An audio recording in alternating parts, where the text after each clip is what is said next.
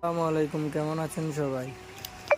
কোয়েল পাখির ঘরটা অনেক ময়লা হয়ে গেছে, আজকে পরিষ্কার করতে হবে। আপনাদের আজকে একটা জিনিস দেখাই, আমার কোয়েল পাখির ঘরে একটা লালু আছে। লালু হলো কি জানেন? আমার একটা মুরগি। এটা হলো আমাদের লালু। এটা কোয়েল পাখি যত খাবার নষ্ট করে সেই খাবারগুলো আমার লালু খায়। লালু খায় ছোট থেকে অনেক বড় হয়েছে, এটা অনেক ছোট ছিল। আর এই আমার টিয়া পাখিগুলো আগের থেকে অনেক বড় হয়েছে এগুলা।